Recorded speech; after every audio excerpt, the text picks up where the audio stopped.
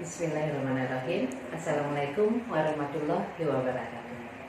Selamat pagi dan salam sejahtera untuk kita semua. Kembali lagi kita dalam pembelajaran Bahasa Indonesia kali ini. Kita akan melanjutkan materi mengenai cerpen. Pada subbab unsur-unsur yang membangun cerpen. Sudah siap untuk belajar? Sebelum kita mulai, marilah kita berdoa terlebih dahulu. Berdoa, mulai.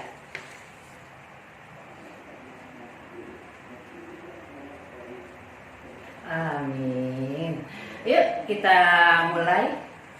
Kompetensi dasar yang harus kita capai pada pembelajaran kali ini adalah 3.9.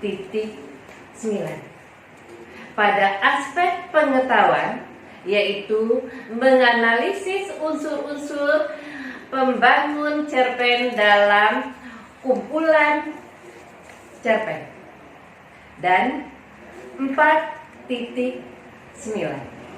Pada aspek keterampilan, mengkonstruksi sebuah cerpen dengan memperhatikan unsur-unsur pembangun cerita pendek.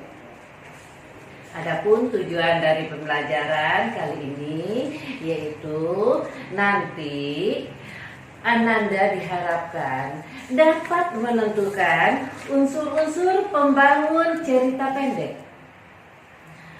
Terus menelaah teks cerita pendek berdasarkan struktur dan kaidah.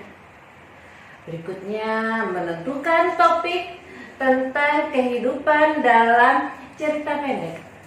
Dan tujuan yang terakhir, menyunting cerita pendek dengan memperhatikan unsur-unsur pembangun. Baik, kita mulai. Sebelumnya, pastikan Anda sudah siap. Bagaimana? Sudah pernah mendengar mengenai unsur-unsur pembangun cerpen? Kira-kira apa saja yang Anda ketahui tentang unsur pembangun cerpen itu? Nah, ada 2 unsur pembangun cerpen yang akan kita bahas pada materi kali ini, yaitu yang pertama, unsur intrinsik dan unsur ekstrinsik. Unsur intrinsik yaitu unsur yang membangun cerpen tersebut dari dalam cerpen itu sendiri. Sedangkan unsur ekstrinsik merupakan unsur pembangun cerpen dari luar cerpen itu. Yuk kita lihat satu persatu pembangun cerpen ini. Kita mulai dengan unsur intrinsik atau pembangun dari dalam. Pertama, yaitu tema. Tema adalah gagasan yang menjalin struktur isi cerita. Tema suatu cerita menyangkut segala persoalan, baik berupa masalah kemanusiaan, kekuasaan, dan kasih sayang serta kecemburuan. Biasanya tema ini ditulis secara tersirat oleh pengarang. Jarang kita temukan ditulis secara tersurat.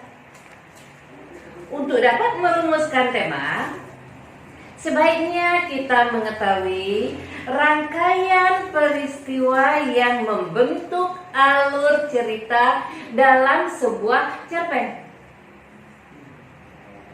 Selanjutnya yang kedua, amanat. Nah, amanat merupakan ajaran atau pesan yang hendak disampaikan oleh pengarang.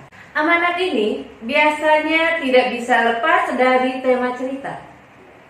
Pasti sangat mirip dengan tema cerita.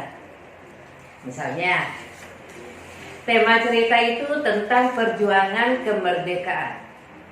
Maka amanat cerita itu tidak akan jauh dari pentingnya mempertahankan kemerdekaan.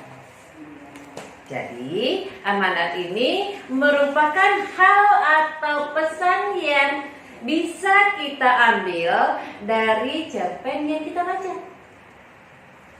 Berikutnya, yang ketiga yaitu penokohan.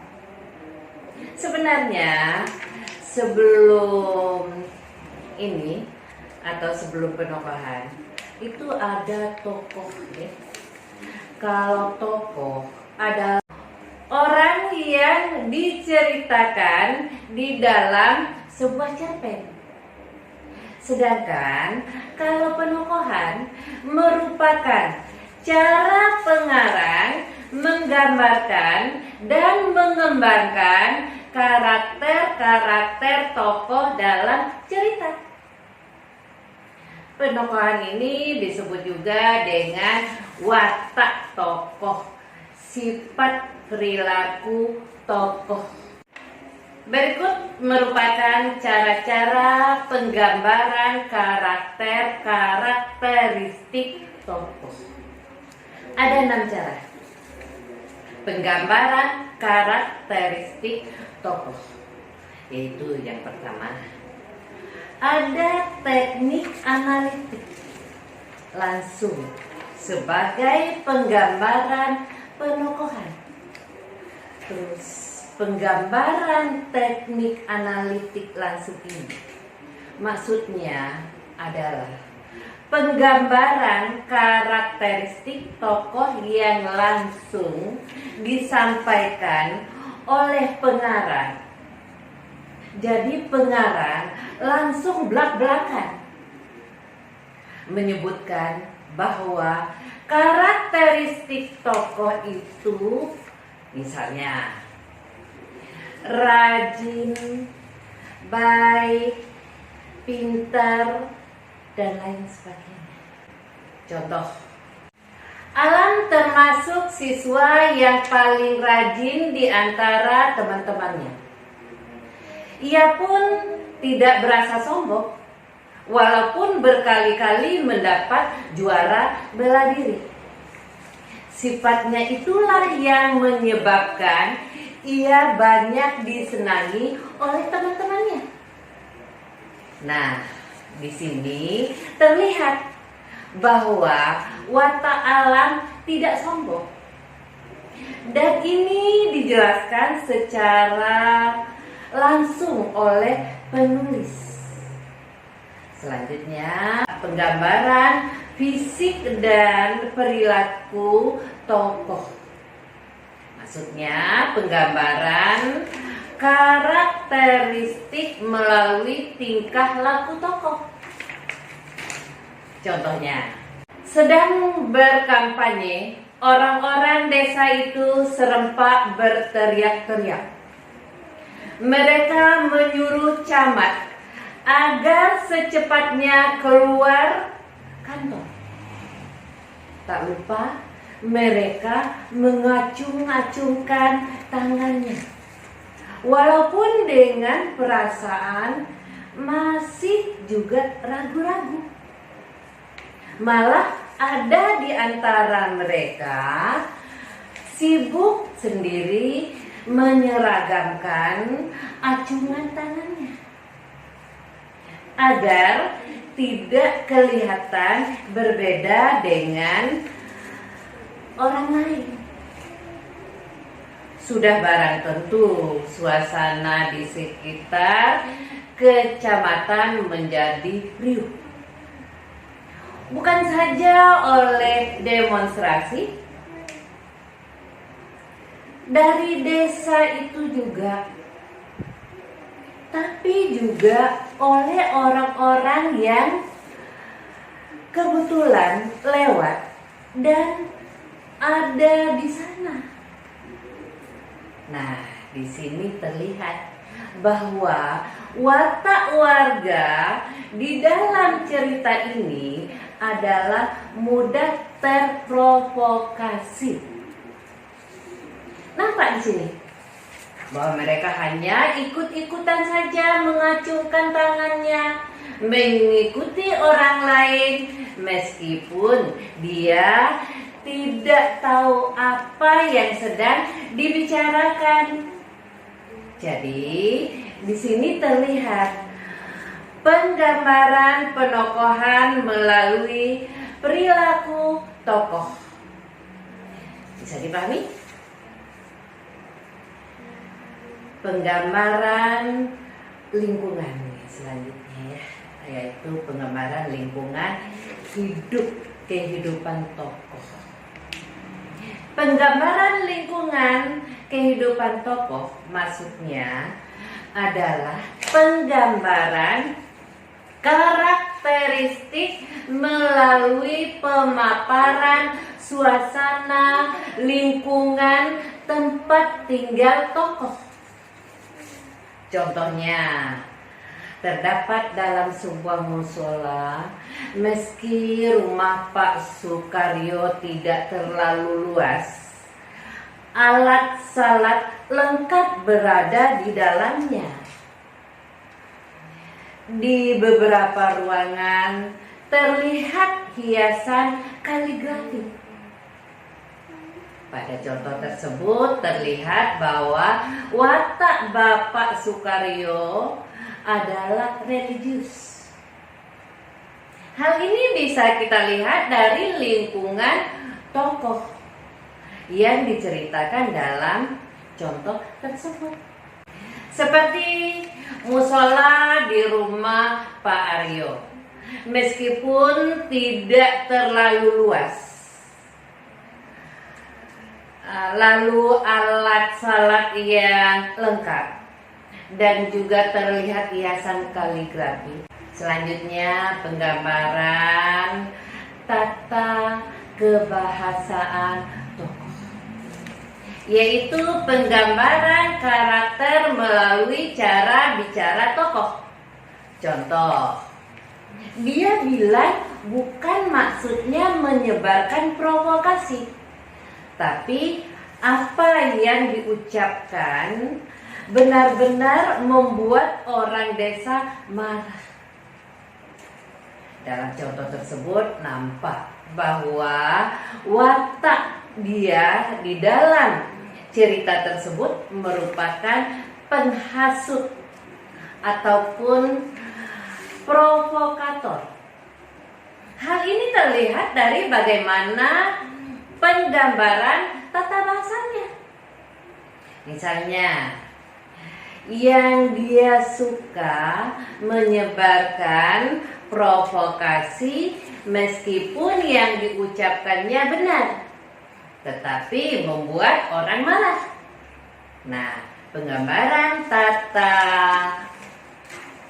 kebahasaan tokoh ini bisa juga kita lihat dengan melihat cara tokoh itu berbicara. Jika ada kutipan percakapan di dalamnya. Selanjutnya, pengungkapan jalan pikiran tokoh. Pengungkapan jalan pikiran tokoh merupakan penggambaran karakter melalui jalan pikiran tokoh itu sendiri. Contohnya, ia ingin menemui anak gadisnya itu tanpa ketakutan. Ingin mendekatnya, mencium bau keringatnya. Dalam pikirannya, cuma anak gadisnya yang masih mau menyambut dirinya. Dan mungkin ibunya seorang janda yang renta tubuhnya, masih berlapang dada menerima kepulangannya. Dalam cerita tersebut tampak watak ia di dalam penggalan cerita tersebut, yaitu sayang terhadap anak dan ibunya. Bahwasanya ia masih ingin mendekap anaknya, mencium bau keringatnya, Cuma anak gadisnya yang masih mau menyambut dirinya. Dari sini terlihat di jalan pikiran tokoh tersebut. Dan yang terakhir merupakan penggambaran oleh tokoh lain, yaitu penggambaran karakter melalui penceritaan tokoh lain. Contohnya, ia paling pandai bercerita, menyanyi, dan menari. Tak jarang ia bertandang ke rumah sambil membawa aneka brosur barang-barang promosi. Yang menjengkelkan saya, seluruh keluargaku jadi menaruh perhatian padanya. Jadi, tokoh ini menceritakan tokoh lain. Watak ia yang diceritakan di sini adalah pandai menarik perhatian orang lain, sebagaimana yang diceritakan oleh penulis. Bagaimana? Bisa dipahami? Unsur selanjutnya yaitu alur. Alur merupakan pola pengembangan cerita yang berbentuk hubungan sebab akibat ataupun bersifat kronologis. Pola pengembangan cerita suatu cerpen beragam. Pola-pola pengembangan cerita harus menarik, mudah dipahami, dan logis. Jalan cerita suatu cerpen kadang-kadang berbelit-belit dan penuh kejutan. Juga kadang-kadang sederhana. Beberapa jenis alur yang perlu dipelajari. Pertama, alur maju, yaitu suatu jalan cerita yang ceritanya memiliki tahapan klimaks yang berada di akhir cerita. Jadi pada alur maju, ceritanya itu berurutan mulai dari pengenalan, lalu klimaks, hingga akhirnya penyelesaian. Sedangkan alur mundur itu suatu jalan cerita yang ceritanya memiliki tahapan klimaks yang berada di awal pada suatu cerita. Jadi pada alur mundur, klimaks atau konfliknya ada di awal cerita. Setelah itu baru dijelaskan kenapa bisa terjadi konflik tersebut dan apa penyebabnya. Nah, begitu makanya disebut alur mundur. Jadi dimulai dari konflik terlebih dahulu, baru kenapa alasannya terjadi konflik tersebut. Selanjutnya alur campuran. Itu alur yang disebut juga alur maju mundur. Suatu jalan cerita yang mengandung alur maju dan alur mundur, kadangkala pada alur campuran ini dimulai dari awal pengenalan, lalu ketika di tengah cerita bisa jadi tokohnya mengingat sesuatu di masa lalu, sehingga diceritakan kejadian masa lalu, sehingga tokoh tersadar kembali atau kembali melanjutkan hidupnya di masa depan. Oleh sebab itulah disebut dengan alur campuran atau alur maju mundur. Jadi alurnya ada mengingat bayangan masa lalu. lalu maju lagi. Bagaimana? Bisa dipahami mengenai jenis-jenis alur? Nah, selanjutnya adalah latar. Latar atau setting merupakan tempat, waktu, dan peristiwa yang digunakan dalam suatu cerita. Latar dalam suatu cerita bisa bersifat faktual atau bisa pula yang imajinatif. Ini tergantung pada ceritanya, ya.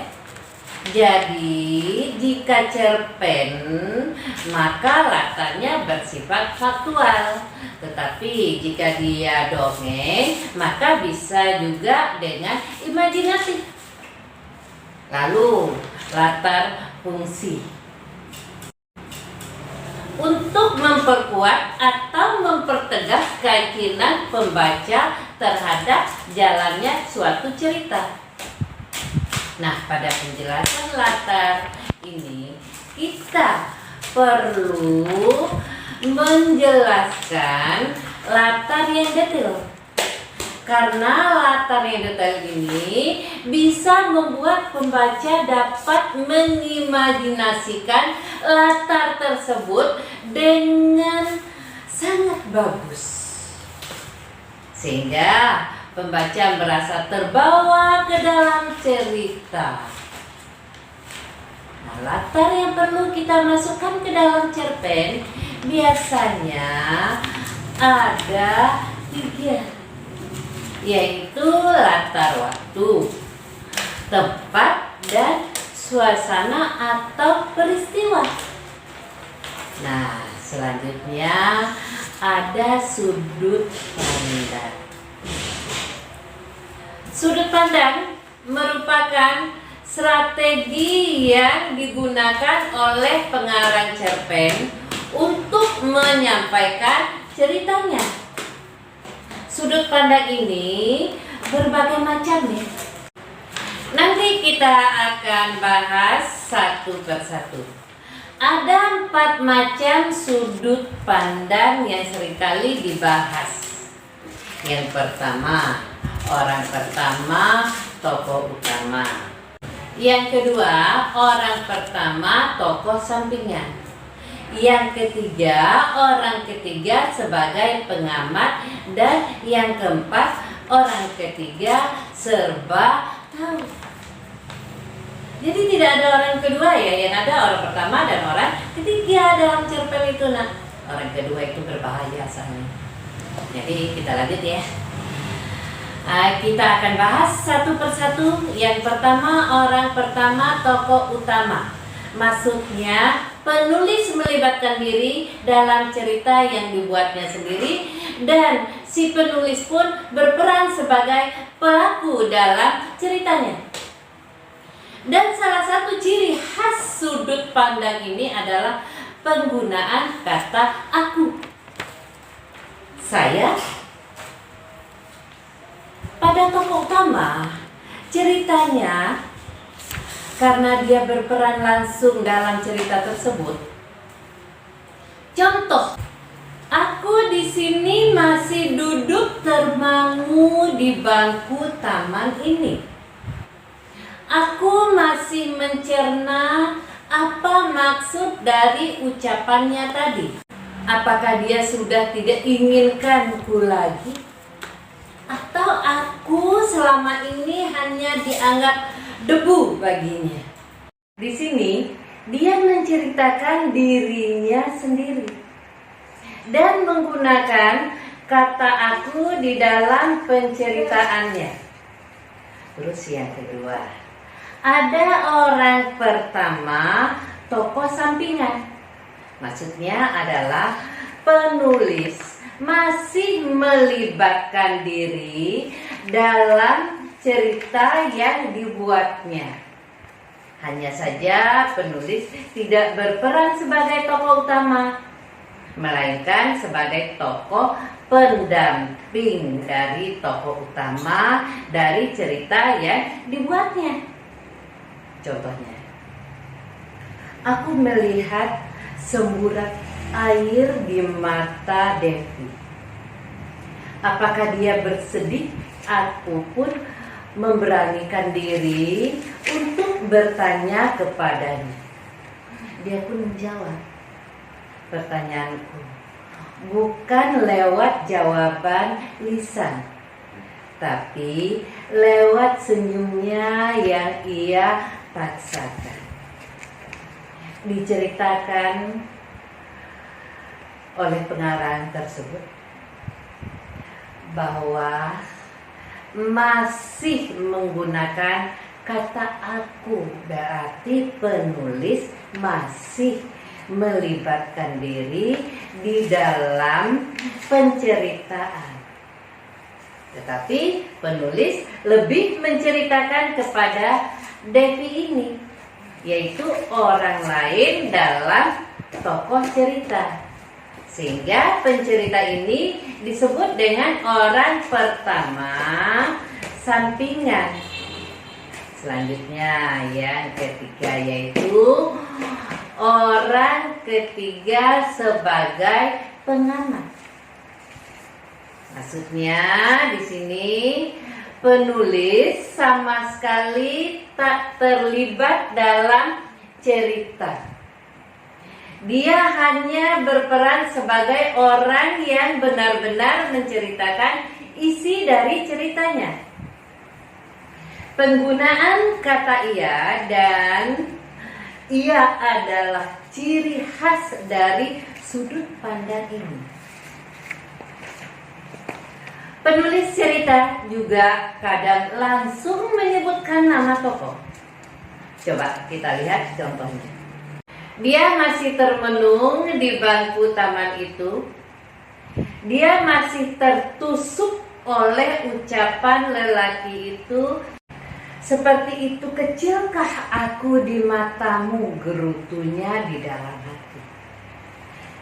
Diceritakan, di cerita tersebut terlihat bahwa penulis menggunakan kata dia sebagai orang ketiga dan penulis mengetahui bagaimana cerita tentang si dia tersebut. Tahu contoh yang kedua ya. Marissa masih termenung di bangku taman itu. Marissa masih tertusuk oleh ucapan lelaki itu. Di cerita kedua ini hanya menggantikan dia dengan kata atau dengan nama Marissa. Jadi ini disebut dengan orang ketiga sebagai pengamat. Dan ia hanya benar-benar menceritakan mengenai orang lain. Selanjutnya orang ketiga serba tahu. Nah, untuk sudut pandang ini hampir sama dengan jenis sudut pandang yang ketiga tadi. Namun si penulis tidak hanya menceritakan satu tokoh saja, melainkan semua tokoh yang ada di dalam ceritanya. Contoh, Marissa masih menangis terseduh di taman itu. Marissa masih terpukul atas apa yang diucapkan Jordan kepadanya. Di sisi lain, Jordan yang mengucapkan hal itu juga menangis terseduh tatkala dia meninggalkan temannya itu. Jadi, bedanya penulis masih sama-sama menggunakan nama tokoh. Tetapi pada orang ketiga sebagai pengamat, penulis hanya menceritakan satu tokoh saja, yaitu Marissa. Sedangkan pada orang ketiga serba tahu, penulis tahu segalanya. Sehingga penulis tidak hanya menceritakan tokoh Marissa saja, tetapi juga tokoh Jordan yang ada di dalam cerpen tersebut. Bagaimana? Bisa dipahami? Mengenai sudut pandang yang telah kita pelajari tadi. Nah, yang terakhir ada gaya bahasa. Gaya bahasa dalam cerita, penggunaan bahasa berfungsi untuk menciptakan suatu nada atau suasana persuasif serta merumuskan dialog yang mampu memperlihatkan hubungan dan interaksi antar sesama tokoh. Kemampuan sang penulis mempergunakan bahasa secara cermat dapat menjelmakan suatu suasana yang berterus terang. Gaya bahasa ini banyak sekali. Jika kita pelajari itu ada sekitar 64 gaya bahasa. Sedangkan yang biasa kita temukan ada metafora, hiperbola, litotes, dan lain-lain. Gaya bahasa ini berfungsi untuk menciptakan suasana cerita yang luar biasa. Jika banyak gaya bahasa atau penempatan gaya bahasa yang bagus di dalam suatu cerpen, maka akan membuat pembacanya semakin terhanyut di dalam cerita yang dibawakan. Jadi, kedudukan gaya bahasa sangat penting di dalam unsur cerpen. Nah, itulah tadi unsur intrinsik atau pembangun dari dalam cerpen. Yang kedua, kita akan membahas unsur pembangun dari luar cerpen, yaitu unsur ekstrinsik. Ada apa saja di unsur ekstrinsik? Coba, siapa yang tahu? Nah, unsur yang akan kita bahas pada unsur ekstrinsik ini ada 3. Yaitu yang pertama, ada latar belakang masyarakat.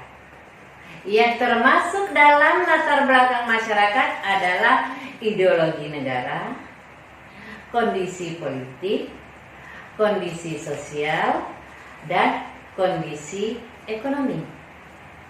Ini sangat mempengaruhi dari luar, karena setiap pandangan penulis maka akan berbeda pula pandangan cerpennya. Lalu yang kedua, ada latar belakang penulis. Yang termasuk dalam latar belakang penulis ini adalah riwayat hidup penulis dan kondisinya. Selanjutnya, ini yang sudah kita pelajari pada pertemuan kemarin ya, yaitu nilai yang terkandung di dalam cerpen. Nilai yang merupakan unsur ekstrinsik. Contohnya nilai agama, nilai sosial, dan lain sebagainya. Nah, itulah tadi mengenai unsur-unsur pembangun cerpen, baik dari dalam maupun dari luar. Ibu yakin masalah unsur pembangun cerpen ini sudah pernah Anda pelajari kan? Tapi tidak ada salahnya kita mengulang kembali agar kita bisa lebih memahami unsur pembangun cerpen tersebut. Selanjutnya kita akan melihat struktur cerpen. Sebenarnya struktur cerpen ini ada beberapa pandangan para ahli tentang struktur cerpen ini. Ada yang menganggap bahwa struktur cerpen ini hanya ada 3, yaitu abstrak, komplikasi, dan terakhir resolusi. Lalu ada juga yang menganggap struktur ini ada 5, yaitu pengenalan cerita, pengungkapan peristiwa menuju pada adanya konflik, puncak konflik, dan penyelesaian. Dan ada juga yang menganggap bahwa struktur cerpen itu ada 6, yaitu diawali dengan abstrak, barulah sampai pada penyelesaian. Namun karena kita menilik dari buku bahasa Indonesia keluaran Kemendikbud, maka kita akan sepakati bahwa struktur cerpen yang kita pelajari ada 5, yaitu pengenalan cerita, pengungkapan peristiwa menuju pada konflik, puncak konflik, dan penyelesaian. Ayo kita bahas satu persatu struktur cerpen. Yang pertama adalah pengenalan situasi cerita atau yang disebut juga dengan eksposisi atau orientasi. Dalam bagian ini, pengarang memperkenalkan para tokoh, menata adegan, dan hubungan antar tokoh. Pada bagian ini juga diceritakan bagaimana latar tempat, waktu, dan suasana yang terjadi di dalam cerpen. Contohnya, pada suatu hari, seorang ibu melahirkan anaknya yang berjenis kelamin laki-laki. Setelah melahirkan, ibu itu langsung ingin melihat sang anak yang sedang digendong oleh dokter. Namun saat dokter tersebut membuka kain yang diletakkan di kepala sang anak laki-laki, ternyata sang ibu melahirkan anak yang tidak sempurna. Sang anak laki-laki tidak memiliki telinga. Di sini dijelaskan bagaimana situasi awal cerita, yaitu ada seorang ibu yang melahirkan anaknya dan ternyata anaknya kurang sempurna, yaitu tidak memiliki telinga. Di sini terlihat bagaimana penulis membuka ceritanya dengan memperkenalkan tokoh, yaitu ibu. Lalu ada anaknya, ada sang dokter, dan keadaan atau peristiwa saat itu. Sebagai catatan, sebaiknya Ananda hindari penggunaan kata pada suatu hari. Ini di awal cerpen, karena ini sudah sangat klise, jadi bisa langsung pada seorang ibu melahirkan anaknya, atau di hari yang cerah, dan lain sebagainya. Jadi kalau pada suatu hari, ini sangat dihindari, karena memang sudah sangat klise. Selanjutnya, pengungkapan peristiwa atau yang disebut juga dengan komplikasi. Dalam bagian ini disajikan peristiwa awal yang menimbulkan berbagai masalah pertentangan ataupun kesukaran-kesukaran bagi para tokohnya.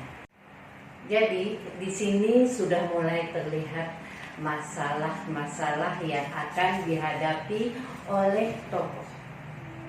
Contohnya seperti berikut.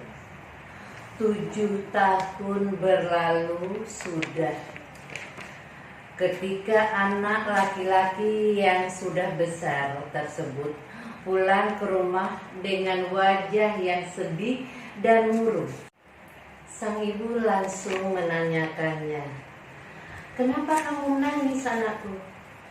Anak itu menjawab dengan suara lirih, "Ketika aku di sekolah, anak-anak laki-laki lain yang memiliki badan yang besar meledekku dengan menganggapku aku anak yang aneh."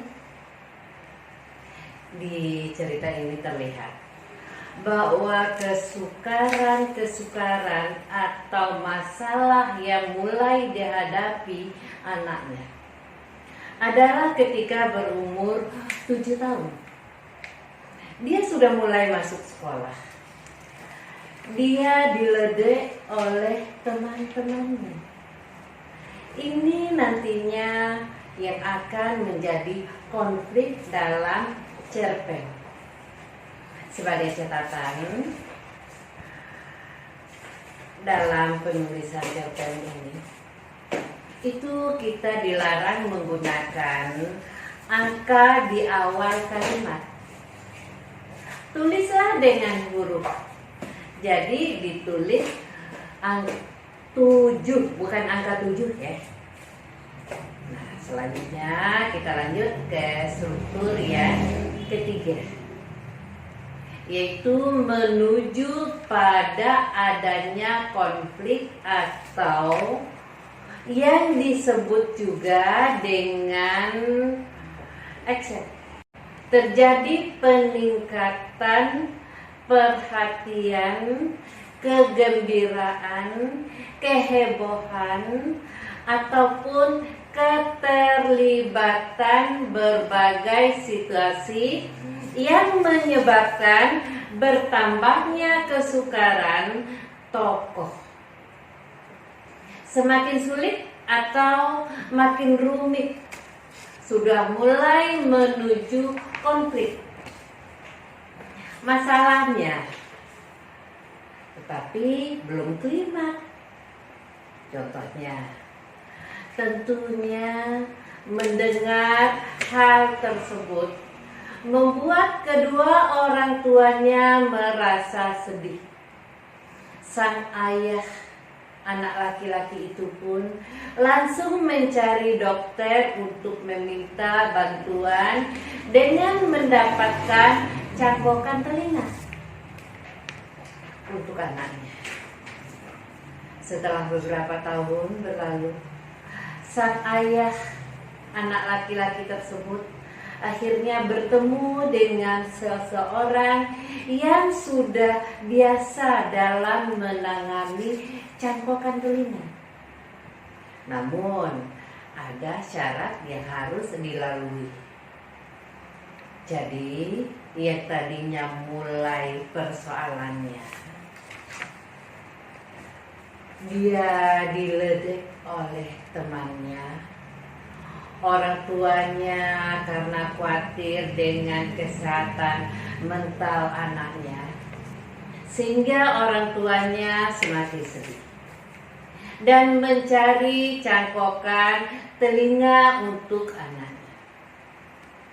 Jadi situasinya mulai bertambah rumit, tetapi belum klimaks. Nah, struktur yang keempat, yaitu puncak konflik. Pada bagian ini disebut pula dengan klimaks atau puncak masalah dari sebuah cerpen. Inilah bagian cerita yang paling besar dan mendebarkan. Pada bagian ini pula ditentukannya perubahan nasib beberapa tokohnya. Misalnya, apakah dia kemudian berhasil menyelesaikan masalahnya atau gagal? Contoh, sesaat anak laki-laki itu pulang ke rumah, Sang ayah langsung mengajak sang anak untuk pergi operasi untuk pencangkokan telinga. Anak laki-laki tersebut tentunya terkejut dan langsung bertanya, "Siapa yang rela untuk mendonorkan telinganya untukku?" Ayahnya pun menjawab, "Dia tidak ingin kamu mengetahui siapa dirinya." Akhirnya anak laki-laki itu pun mendapat cangkokan telinga. Nah, ini yang merupakan klimaks atau puncak masalah. Cerpen tersebut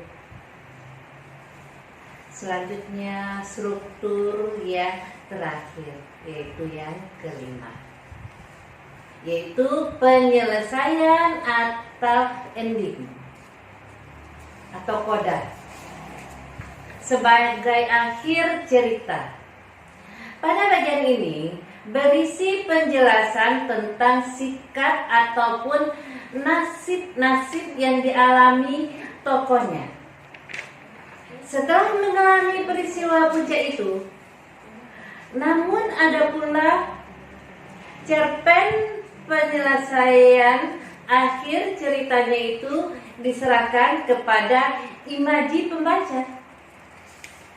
Jadi akhir ceritanya itu dibiarkan menggantung tanpa ada penyelesaian. Nah, kalau yang seperti ini biasanya lebih membuat pembaca berdebar-debar atau ingin tahu bagaimana lanjutan ceritanya. Itu biasanya diserahkan kepada pembaca. Contoh penyelesaiannya seperti sang ayah mengibaskan rambut ibunya. Ibumu berkata, dia senang untuk memanjangkan rambutnya, agar kamu tidak tahu kalau dia yang sudah rela untuk mendonorkan telinganya. Seketika anak itu pun langsung menangis dan memeluk sang ibu yang sudah meninggal. Anak laki-laki itu pun berterima kasih untuk segala pengorbanan yang dilakukan ibunya. Jadi, ternyata yang mencangkokkan telinga adalah ibunya. Selama ini anaknya tidak pernah tahu, karena ibunya sengaja memanjangkan rambutnya dan menutupi telinganya. Nah, begitulah ceritanya. Bagaimana? Bisa dipahami mengenai struktur ini? Sebenarnya di awal kita bisa juga menambah dengan struktur abstrak ya, jika memang kita mau, karena sifatnya adalah opsional. Sama dengan koda. Koda juga sifatnya opsional. Untuk abstrak, contohnya bisa kita jelaskan bahwa cerita ini merupakan cerita yang diangkat dari kisah nyata atau pengalaman pribadi dan lain sebagainya. Dan itulah pembahasan materi kita hari ini. Semoga materi yang telah disampaikan dapat dipahami dengan baik. Apabila ada yang ingin ditanyakan, silakan disampaikan melalui grup WA atau GCR. Terima kasih untuk perhatiannya. Tetaplah dalam keadaan sehat dan semangat belajar. Jangan lupa kerjakan tugas yang diberikan dengan baik dan jujur dan mengumpulkan tepat waktu. Yuk kita akhiri pembelajaran kita hari ini dengan membaca Alhamdulillah. Wassalamualaikum warahmatullahi wabarakatuh.